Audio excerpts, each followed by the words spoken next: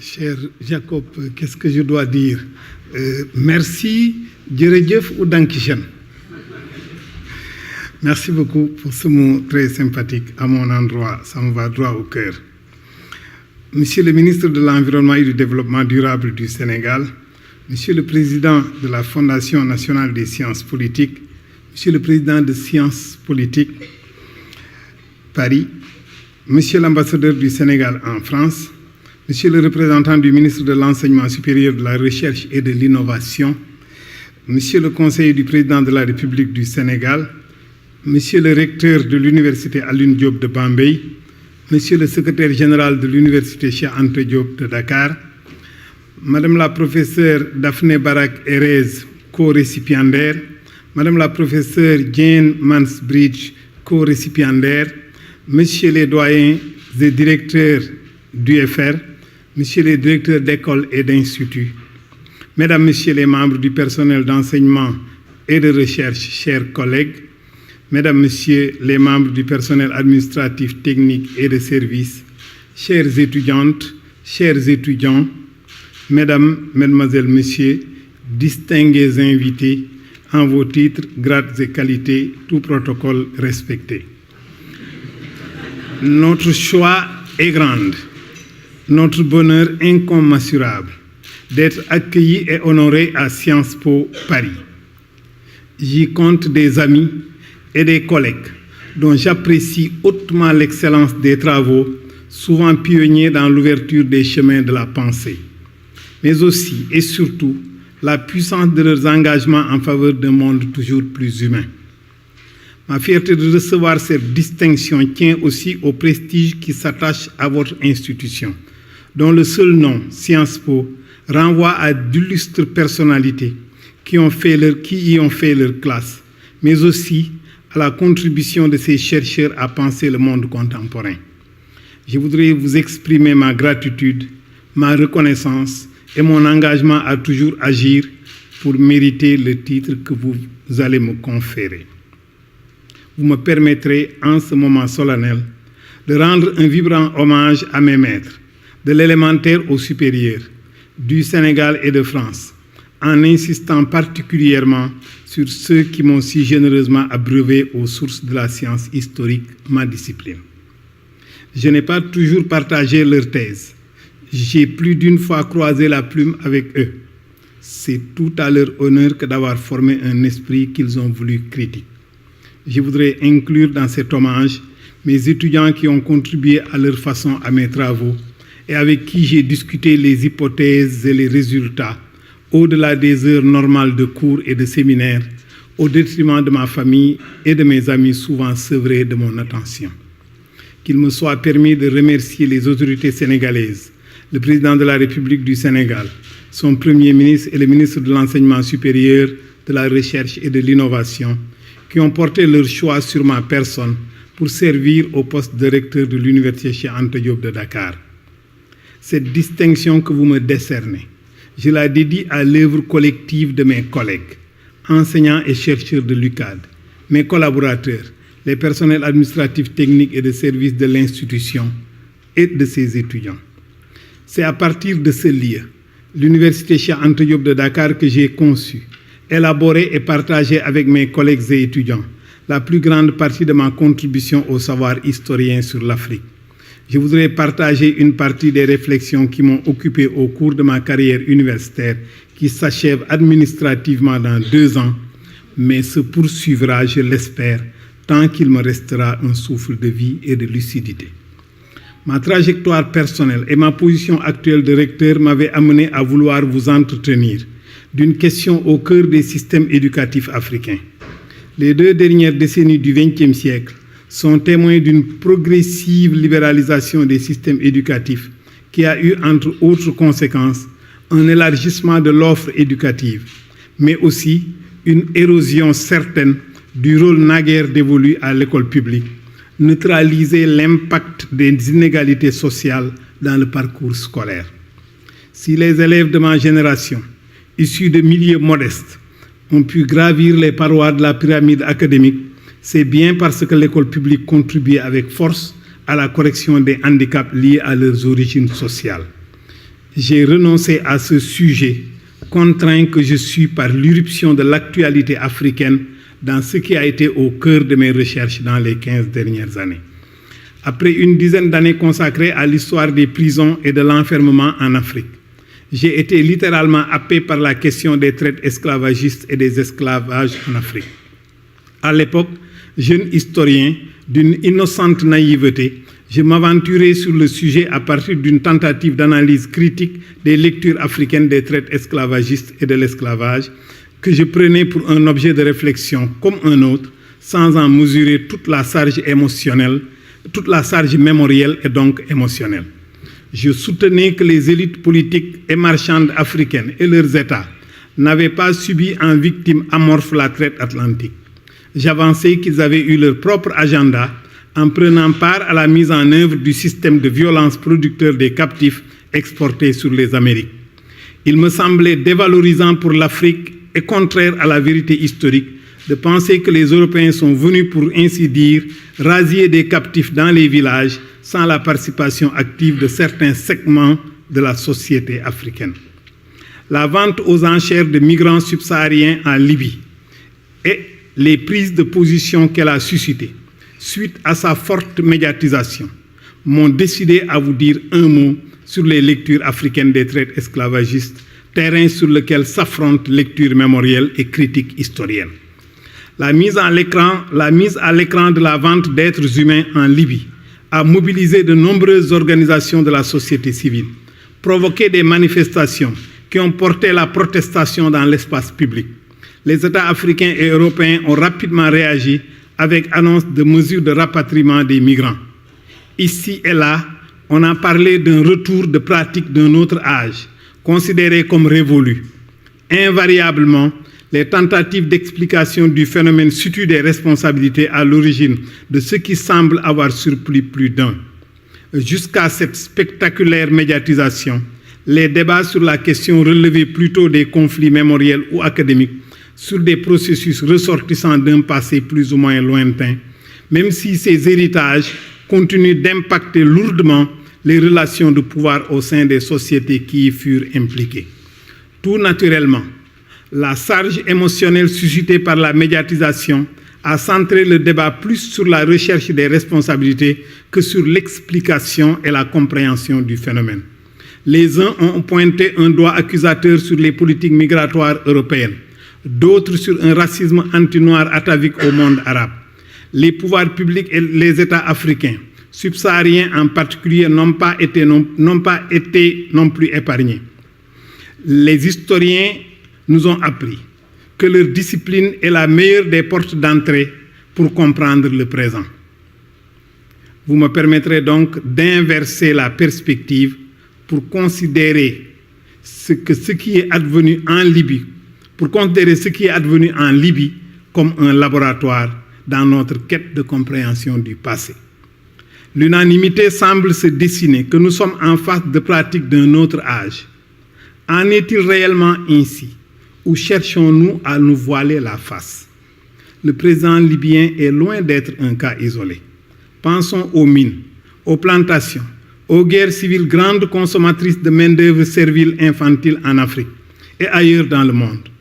Pensons aux enfants soldats que met en scène Ken Saro-Wiwa dans Sosa Boy ou Amadou Kourouma dans Allah n'est pas obligé. Il éclaire d'un jour nouveau les traites esclavagistes et les esclavages du passé.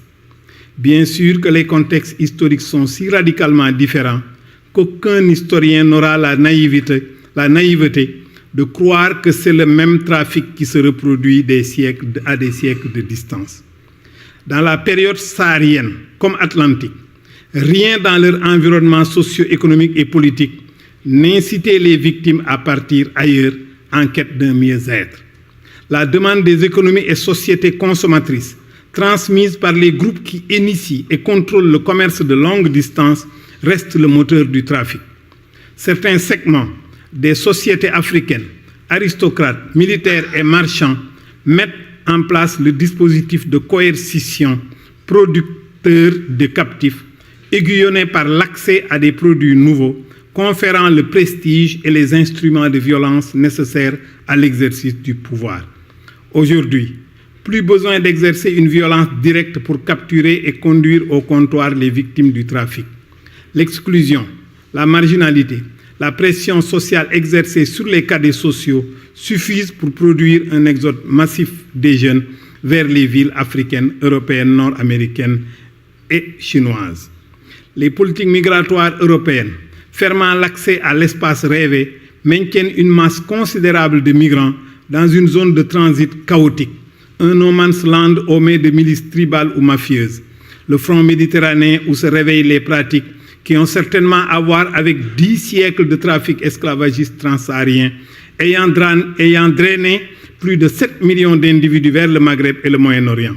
Cet héritage très peu interrogé, sur lequel le silence des récits nationaux négationnistes pèse comme une chape de plomb, est loin d'être soldé.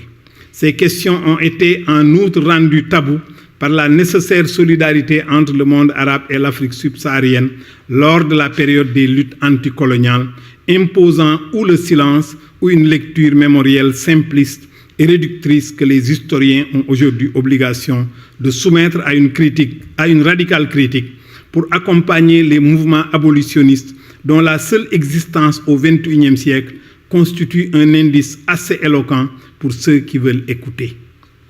Sur cette question, et sur bien d'autres, le silence n'est plus de mise.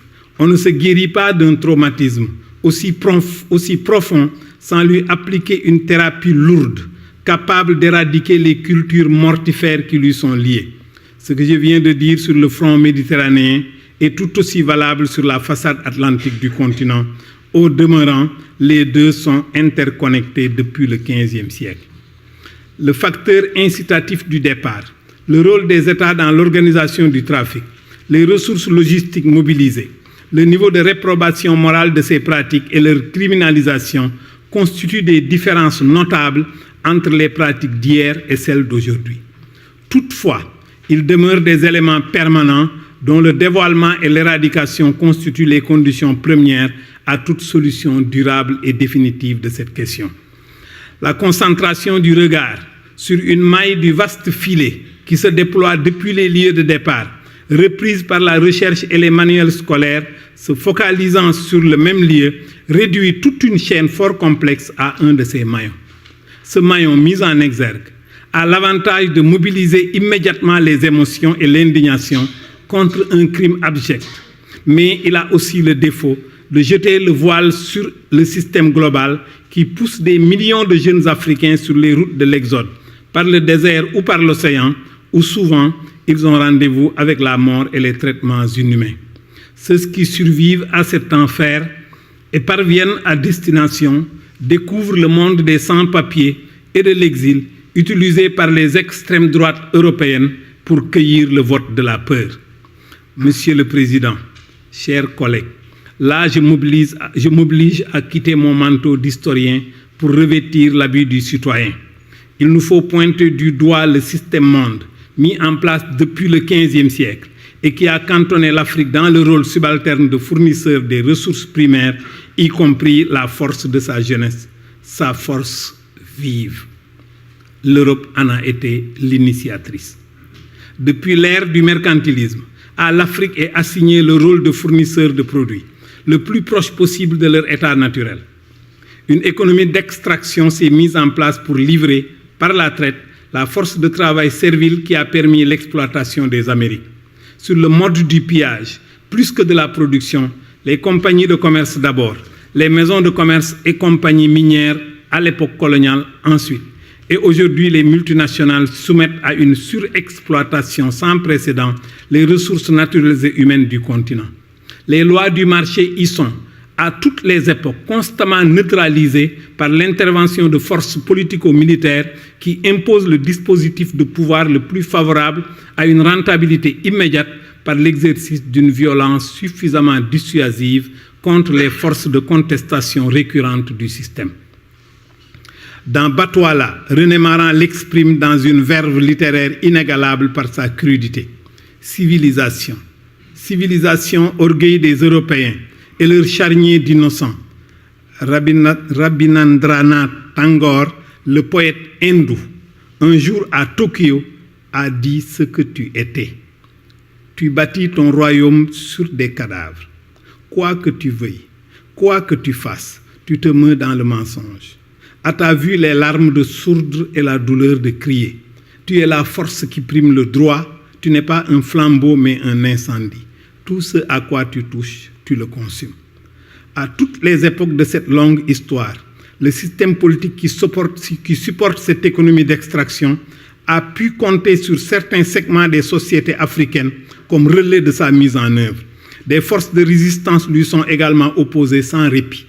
À la mobilité forcée d'hier, transportant par millions des Africains parmi les plus jeunes vers les Amériques, succède aujourd'hui l'exode de millions de jeunes nourris d'illusions à l'assaut de l'Atlantique, du Sahara et de la Méditerranée.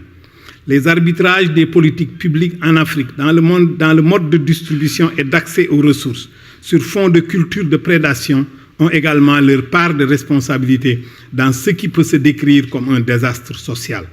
L'absence de perspectives locales, de réalisation de leur énorme potentialité, qui se révèle dans les solutions d'ajustement qu'ils mettent en œuvre, constitue du pain béni pour tous les extrémismes, religieux et politiques, dans les pays du Sud comme dans ceux du Nord.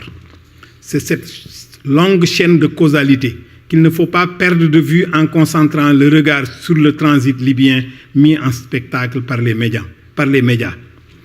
Nous sommes ici en face d'un phénomène de longue durée et il est certain qu'il ne se résoudra pas dans le temps court du politique, encore moins dans l'instantané de la caméra. Cette première balise posée, je voudrais partager avec vous quelques réflexions sur une question qui m'a longuement préoccupé au cours des dernières années et qui est au cœur des traites esclavagistes. Le brouillage de l'identité des acteurs qui y sont impliqués, peu importe le pôle qu'ils y occupent. Cette question est intéressante à examiner du fait d'un paradoxe apparent. Les mémoires des bénéficiaires et organisateurs du système de traite esclavagiste et celles des victimes et leurs descendants y trouvent une plage de convergence incontestable.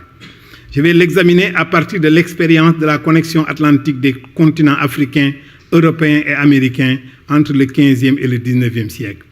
La quasi-totalité des mémoires de cette séquence temporelle s'accorde sur l'identification des acteurs à partir de la couleur de leur peau, ce que j'appelle le triomphe de l'identité chromatique. Dans les circonstances historiques particulières, la construction d'une identité basée sur des critères phénotypiques rend compte d'un vécu social, politique, historiquement déterminé, répondant à un dispositif de pouvoir auquel ceux qui y ont recours ne peuvent échapper. Aimé Césaire exprime cette historicité de façon anecdotique en déclarant des protestataires canadiens blancs s'identifiant comme des nègres blancs qu'ils étaient les seuls à avoir bien compris la négritude. Cela est d'autant plus important à souligner que ce critère se combine toujours à d'autres dans la construction identitaire des individus. Les initiateurs des traites exportatrices, atlantiques, subsahariennes ou océan Indien ont trouvé dans le critère chromatique l'instrument le plus efficace dans la production d'une altérité des captifs, la plus radicale possible. L'usage généralisé de la catégorie raciale se référant à la couleur de la peau a fini par établir une similarité entre les vocables de noir, nègre et soudan, d'une part, et esclave de l'autre, jusqu'à faire oublier que dans la plupart des langues européennes, et pour les mêmes raisons de naturalisation des pratiques esclavagistes, le mot esclave dérive du nom des peuples soumis à ce type de domination, les Slaves. Le vocable de Soudan, issu de la langue arabe, remplit les mêmes fonctions dans la traite transsaharienne. La classification raciale de l'humanité, sa hiérarchisation deviennent systématiques avec l'apogée de la traite atlantique des esclaves au XVIIIe siècle. Elle s'institue comme clé de lecture des sociétés africaines, au point que les groupes de pression les plus anti-esclavagistes de l'Europe des Lumières se l'approprient positivement en se déclarant « société des amis des Noirs ». L'usage atteint son efficacité optimale lorsque les victimes du système esclavagiste en deviennent elles-mêmes les véhicules et le transmettent de génération en génération. Systématisée par les idéologues au service des entreprises européennes initiatrices et principales bénéficiaires de la traite atlantique, cette pigmentation des processus historiques n'a rien d'innocent. elle constitue une arme idéologique d'une redoutable efficacité dans la légitimation du trafic de millions d'êtres humains. L'usage de ces facteurs phénotypiques permet d'expulser de l'histoire les victimes pour les réduire à l'état de nature dont on peut user et abuser à volonté. À l'occasion, avec le baptême chrétien, on y ajoute une petite dose de sacralisation pour rendre acceptable aux yeux de l'opinion européenne éclairée par les Lumières une pratique dont on ne saurait douter guère de l'inhumanité. Héritière de cette vision naturalisante, une certaine élite européenne éprouve aujourd'hui encore toutes les difficultés à se sortir de cette vision nativiste de l'Afrique qui atteint son apogée à l'époque de la conquête coloniale. Sa reprise par l'intelligentsia africaine, suivant des modalités spécifiques, s'enracine dans un contexte où la volonté d'y échapper ne suffit pas pour l'éradiquer. L'usage banalisé du facteur pigmentaire dans la construction des identités africaines a fini par influencer négativement les lectures historiennes des traites esclavagistes. Il a servi à occulter la pluralité des positions des Africains qui, dans le système de traite, ne furent pas tous également exposés à l'éventualité d'une mise en servitude et d'une vente sur la côte en vue de l'exportation. De même, tous les Africains ne sont pas aujourd'hui également exposés à se retrouver sur les routes du désert ou dans les pirogues qui prennent d'assaut l'océan. Décrypter cette complexité, c'est en même temps établir le lien entre le comportement des élites d'hier comme celle d'aujourd'hui, tout en insistant sur le rôle décisif joué par les besoins de l'accumulation capitaliste au bénéfice de l'Europe dans la traite atlantique des esclaves. L'historien sénégalais Abdoulaye Ly expose en termes crus cette connivence. La satisfaction de l'amour, je le cite, la satisfaction de l'amour du lucre est celle des vices des souverains et chefs locaux, corrompus jusqu'à l'os, comme ceux d'aujourd'hui, par la consommation des tentantes marchandises produites par les manufactures européennes ou acquises sur d'autres marchés exotiques, parties dans la connexion universelle des continents, indignes et cruelles monarchies esclavagistes dont le pouvoir reposait en dernière analyse sur leur coupable relation d'échange avec l'Europe capitaliste. Fin de citation. L'idée selon laquelle ces souverains ne pouvaient faire autrement que de s'impliquer dans la traite est contredite par la résistance acharnée opposée à la prédation esclavagiste de siècle en siècle par les Africains. Il suffit pour s'en convaincre de relire le témoignage d'un militant abolitionniste, Thomas Clarkson, sur Abdul Khadir Khan, l'imam de l'État théocratique du Fouta Toro au Sénégal, issu de la révolution musulmane de 1776, est radicalement opposé à la traite atlantique. Aux souverains, je cite Clarkson, aux souverains d'Europe, le sage et vertueux Almami est un illustre exemple par son extirpation du commerce dans la race humaine. Et quand nous considérons que cet homme aimable a été formé dans un pays d'esclavage, qu'il a eu dans l'imposition d'une telle révolution tous les préjugés de l'éducation et de la coutume à opposer, quand on considère encore qu'il sacrifia une partie de ses revenus, qu'il refusa les présents des Européens et qu'il s'exposa par la suite aux ravages vindicatifs de leurs agents, il est certainement plus digne de respect que tous les souverains de l'Europe, car il a fait un sacrifice beaucoup plus noble qu'eux, et il a fait bien plus pour les causes de l'humanité, la justice, la liberté et la religion. Fin de citation. Ce propos entre en résonance avec le discours du leader du premier mouvement de résistance à la traite, initié par un jeune d'une trentaine d'années, Nasr al-Din, qui défait les pouvoirs prédateurs dans le nord de la Sénégambie. En 1673, il mobilise un discours autour d'un discours radicalement opposé à la traite. Je le cite.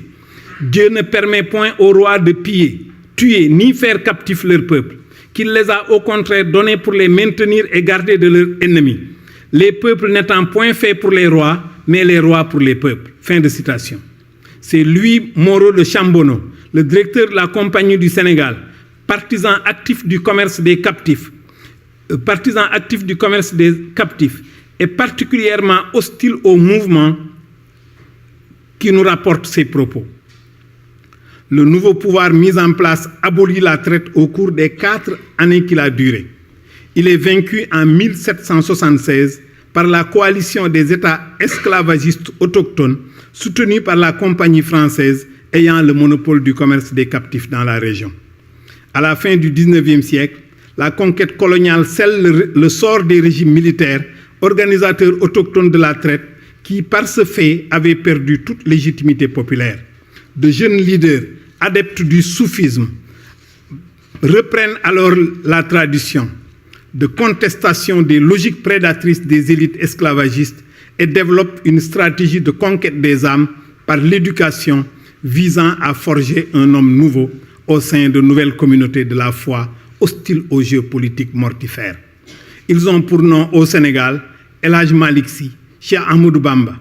Ils organisent des communautés de la foi qui réussissent par l'éducation à contenir l'effet dévastateur du projet culturel colonial de l'époque et aujourd'hui celui que tente d'implanter le radicalisme islamique en Afrique de l'Ouest, de la boucle du Niger aux rives du Sénégal. À lui seul, cet héritage séculaire ne suffira pas à résoudre les problèmes de la migration. Mais lui tourner le dos, c'est nous enfermer dans la culture de prédation à l'origine de la vente aux enchères des humains en terre africaine. Hier comme aujourd'hui, l'éducation s'est révélée le meilleur antidote à la mise en servitude de l'humain. Sur ce terrain, l'école publique a montré toute son efficacité. Et c'est cette école qui a fait du fils du paysan qui vous parle aujourd'hui le recteur de l'université Cheikh Anta Diop de Dakar. Cette trajectoire, qui est la mienne, incarne à suffisance ce que cette école peut réaliser en termes d'ascension sociale. Dès lors, un juste retour des choses exige de nous autres qui avons bénéficié hier de ces bienfaits l'engagement militant pour la préservation de son esprit au service du mieux-être du plus grand nombre. Ce faisant, nous contribuerons à faire rêver la jeunesse africaine en un avenir meilleur en Afrique. C'est la condition même de notre montée collective vers plus d'humanité. C'est le sens que j'essaie de donner à ma vie. Je vous remercie.